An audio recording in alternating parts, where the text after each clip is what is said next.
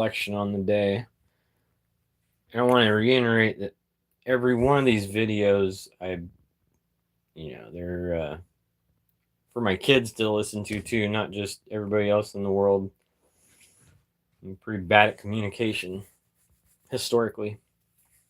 Um, I just saw a thing on Facebook and reminded me of my childhood and what I wanted for my kids and you know, what I tried to instill. You know, when you're taken away from your parents at a young age, it because my first memory wasn't even my parents. My first memory was my great grandma Gertrude and my aunt Colleen. Um, I didn't know who my parents were, so and just seeing a thing about having to put your kid in your ex's car and having to say goodbye, and I'm just very fortunate that Vanna gave me the kids every weekend. And what I obviously didn't realize back then, what I realize now is um, those times when I needed me time, and I felt so guilty. Like I couldn't, I had my dad and my stepmother living with me and never had any privacy, never had time, never had a moment. So to like think and process and all that shit. So um, I felt guilty for going out and spending me time on me, you know, realizing I shouldn't, I shouldn't have took any of that time, thinking back now, but can never go back, can never, you know, turn back the time. But it's a big part of my PTSD is being taken from my parents at a young age and not knowing who they were. And then my mom took me, and then my dad just never. I don't know what it was. He was brokenhearted. I know that was a huge part of it. My mom fucked him, fucked him bad. Well, I need a haircut. I know I look beard and grungy. And Brian Wilgus has my clippers, and he's been ghosting me for the last week. So, um, anyway, I saw this reel on Facebook about a dad putting his kid in the car to go, on mom time week, or whatever. And I just sucks thinking back now that I could have done so much more. I could have done so much more. And yeah, yeah, being stripped from your parents and what I wanted for my kids is I wanted them to know their parents 100% right away. They know me. That was my goal. Success. But I'm gonna, slowly gear up for this trip. I know that I won't be able to do it in the timeline that I want. I know I won't be able to, I'm 43 years old. I'm not young anymore. I got a bad hip and a bad shoulder. Most likely cancer in my esophagus. But God takes us when He wants.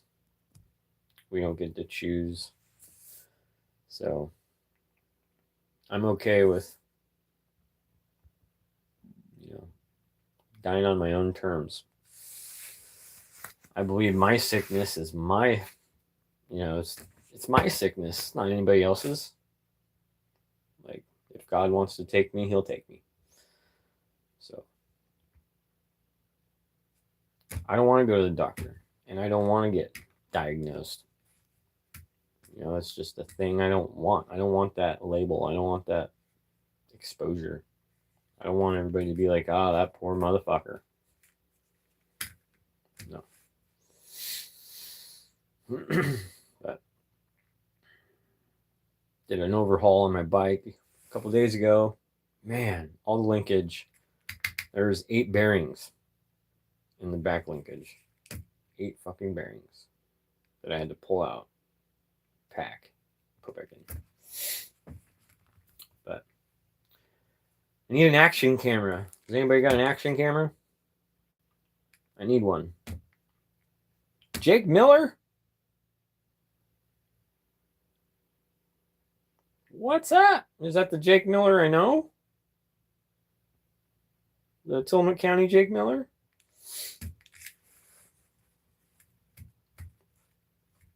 What's up, guys? What are you?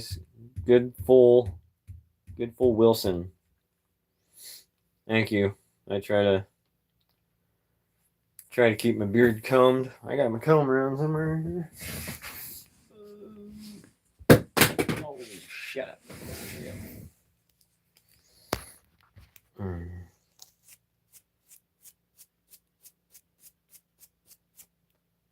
I need to trim it though.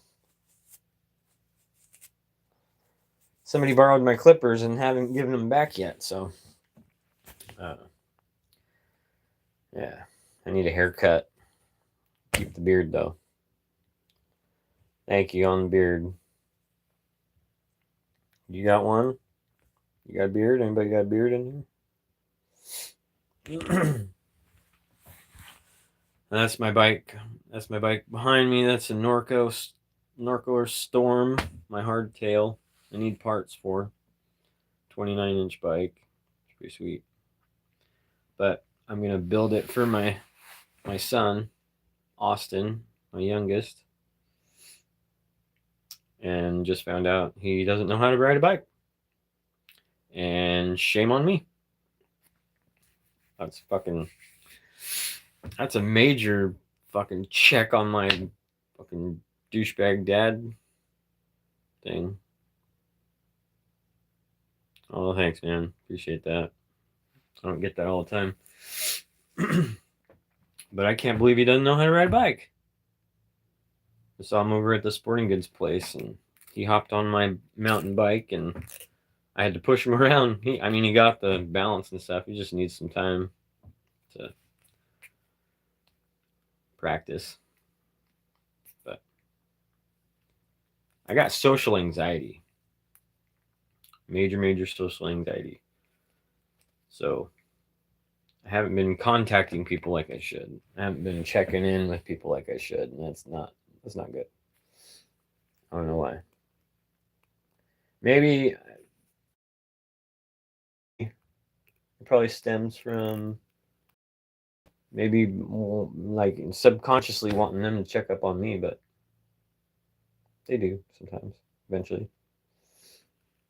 But I need to be better. I need to do better. I need an action camera. Anybody got an action camera? Did a bunch of sewing today. Sewed this. Made this bag for my bike to fit in the frame where the suspension is, the rear suspension. Where do you live, Jake Miller? Where are you from? Still on here?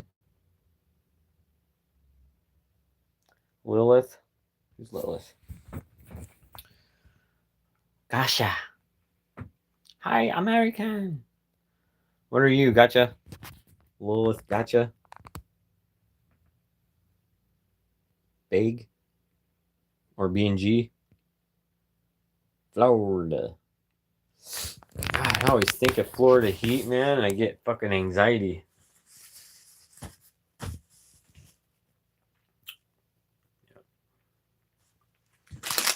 My new favorite thing. Fucking gangster. Best candy in the world right now. Heat's not that bad. I picture myself sweating all the time.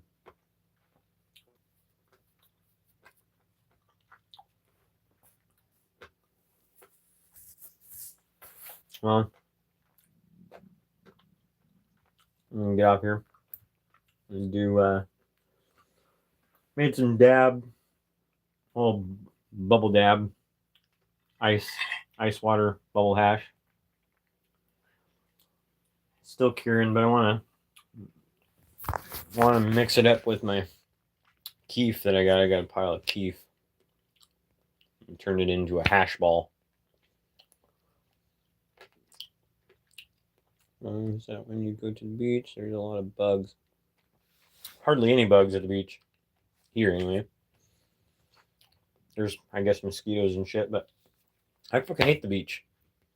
Hated the beach since I was a kid. Just the thought of it makes me want to vomit. I sacrificed my hatred for the beach to take my kids there every day. We lived in Manzanita, Oregon. Hate the beach.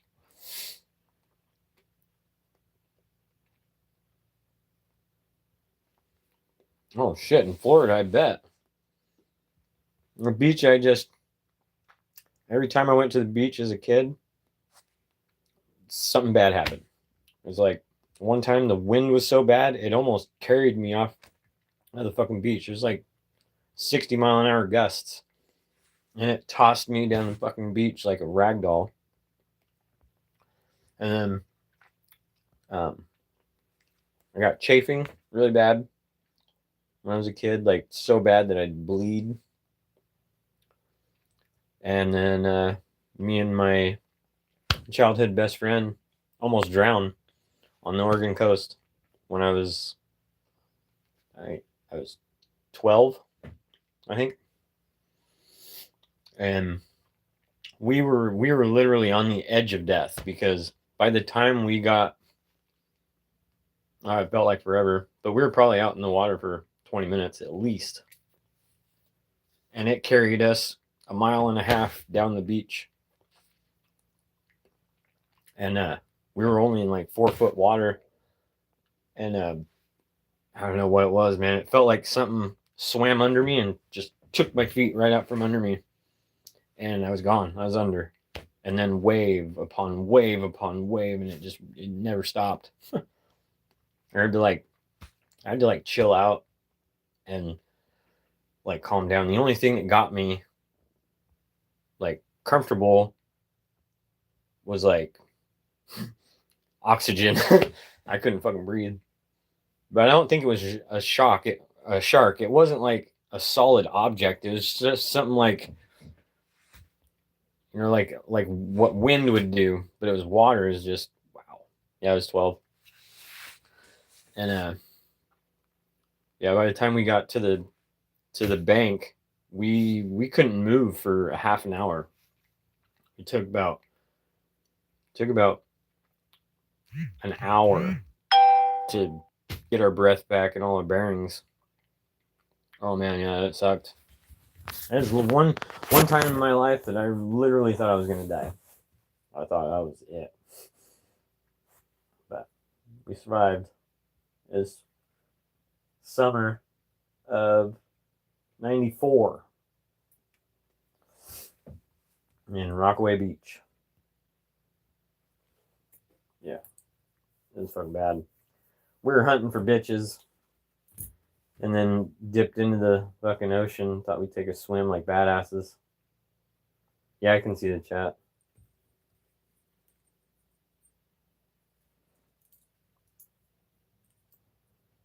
Can you hear me?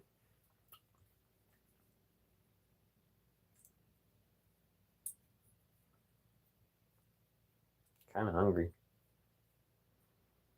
Been eating candy.